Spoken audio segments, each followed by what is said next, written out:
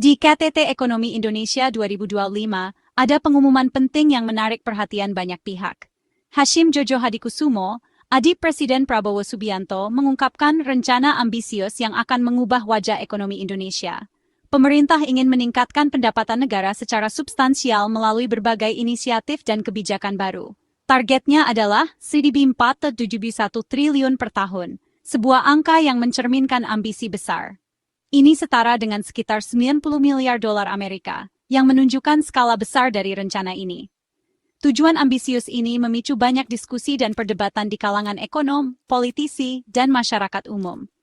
Peningkatan pendapatan ini penting untuk masa depan Indonesia, karena akan mendukung berbagai proyek pembangunan infrastruktur. Ini akan mendanai program pembangunan dan meningkatkan layanan publik seperti kesehatan, pendidikan, dan transportasi. Keberhasilan rencana ini akan berdampak signifikan pada arah ekonomi Indonesia, menciptakan lapangan kerja, dan meningkatkan kesejahteraan masyarakat. Ini mencerminkan komitmen pemerintah terhadap pertumbuhan dan kemakmuran ekonomi, serta visi jangka panjang untuk negara yang lebih maju dan sejahtera. Aspek kunci dari rencana ini melibatkan pemanfaatan ekonomi bayangan. Ini mengacu pada kegiatan ekonomi yang tidak tercatat secara resmi. Kegiatan ini, meskipun sering diabaikan, berkontribusi signifikan terhadap PDB. Ekonomi bayangan mencakup berbagai kegiatan. Ini bisa termasuk bisnis informal, pendapatan yang tidak dilaporkan, dan transaksi tunai. Meskipun tersembunyi, ekonomi bayangan memainkan peran penting. Ini menyediakan lapangan kerja dan menghasilkan pendapatan bagi banyak orang Indonesia. Namun, sifatnya yang informal berarti ia berada di luar jaringan pajak. Ini mengakibatkan hilangnya pendapatan bagi pemerintah. Pemerintah berencana memanfaatkan teknologi canggih untuk memasuki ekonomi bayangan. Kecerdasan buatan atau AI khususnya dipandang sebagai pendorong utama. Algoritma AI dapat menganalisis data dalam jumlah besar. Ini termasuk transaksi keuangan, aktivitas online, dan indikator ekonomi lainnya. Dengan mengidentifikasi pola dan anomali, AI dapat membantu mendeteksi pendapatan yang tidak dilaporkan dan penggelapan pajak. Teknologi ini juga dapat melacak transaksi tunai dan mengidentifikasi bisnis yang beroperasi secara informal. Dengan membawa kegiatan ini ke dalam ekonomi formal, pemerintah bertujuan untuk meningkatkan pendapatan pajak. Rasio pendapatan terhadap PDB Indonesia saat ini berada di angka 12,2%. Ini secara signifikan lebih rendah daripada negara-negara tetangga. Kamboja memiliki rasio 18%, sementara Vietnam memimpin dengan 23%. Angka-angka ini menyoroti potensi peningkatan dalam pengumpulan pendapatan Indonesia. Pemerintahan Prabowo bertujuan untuk menjembatani kesenjangan ini. Target awal mereka adalah mencapai level Kamboja sebesar 18%. Kemudian, mereka bercita-cita untuk menyamai 23% Vietnam dalam jangka panjang. Mencapai target ini akan mewakili peningkatan yang signifikan dalam pendapatan negara. Pemotongan pajak menyeimbangkan pertumbuhan. Dalam langkah yang bertujuan untuk merangsang pertumbuhan ekonomi, pemerintah sedang mempertimbangkan berbagai kebijakan yang dapat memberikan dorongan signifikan bagi sektor bisnis. Presiden Prabowo juga mempertimbangkan pemotongan pajak perusahaan. Kebijakan ini diharapkan dapat memberikan ruang bagi perusahaan untuk berkembang lebih cepat dan lebih efisien. Strategi ini bertujuan untuk menarik investasi asing dan menciptakan lingkungan bisnis yang lebih menguntungkan. Dengan adanya pemotongan pajak, diharapkan lebih banyak investor asing yang tertarik untuk menanamkan modalnya di Indonesia. Pemotongan pajak perusahaan dapat meningkatkan keuntungan bisnis, yang pada gilirannya dapat digunakan untuk ekspansi, penelitian, dan pengembangan produk baru, yang mengarah pada peningkatan investasi dan penciptaan lapangan kerja.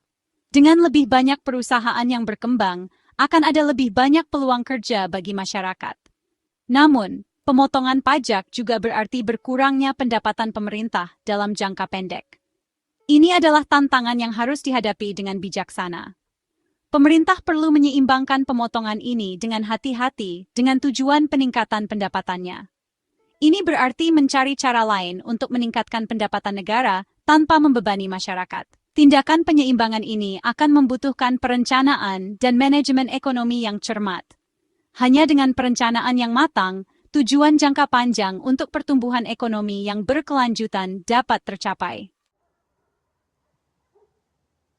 Tantangan dan kekhawatiran, menavigasi jalan ke depan.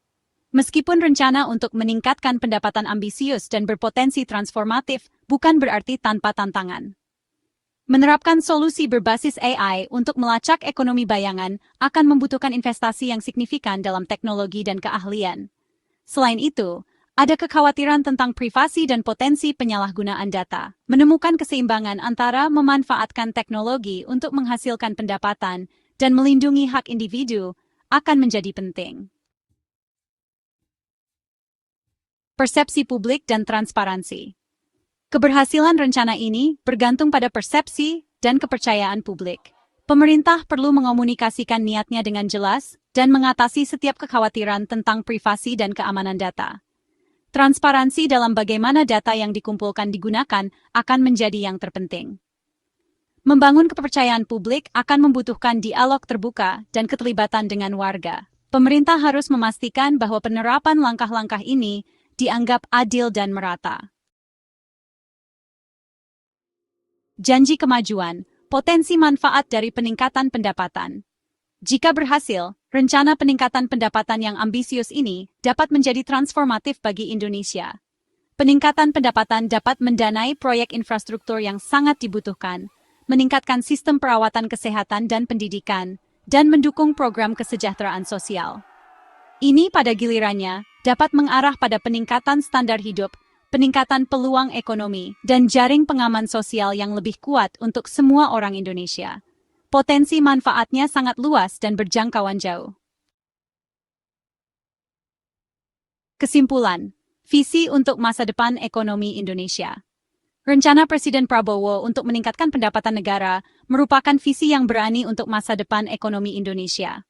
Dengan fokus pada inovasi dan pembangunan infrastruktur, Prabowo berencana untuk menciptakan lingkungan yang kondusif bagi pertumbuhan ekonomi yang berkelanjutan.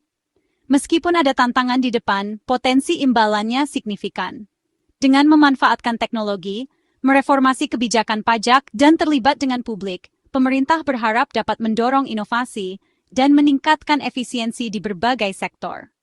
Pemerintah bertujuan untuk membuka potensi ekonomi Indonesia dan menciptakan masa depan yang lebih sejahtera bagi semua.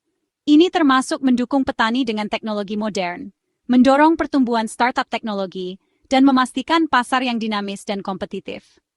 Keberhasilan rencana ini akan bergantung pada perencanaan yang cermat, implementasi yang efektif, dan kolaborasi antara sektor publik dan swasta. Setiap langkah harus dipertimbangkan dengan hati-hati untuk memastikan hasil yang optimal. Komitmen terhadap transparansi dan akuntabilitas juga akan menjadi kunci. Pemerintah harus memastikan bahwa setiap tindakan dapat dipertanggungjawabkan dan bahwa masyarakat dapat melihat kemajuan yang dicapai. Dunia akan menyaksikan Indonesia memulai perjalanan ambisius ini. Dengan dukungan dari komunitas internasional dan kerja keras dari rakyatnya, Indonesia memiliki potensi untuk menjadi kekuatan ekonomi yang signifikan di panggung global.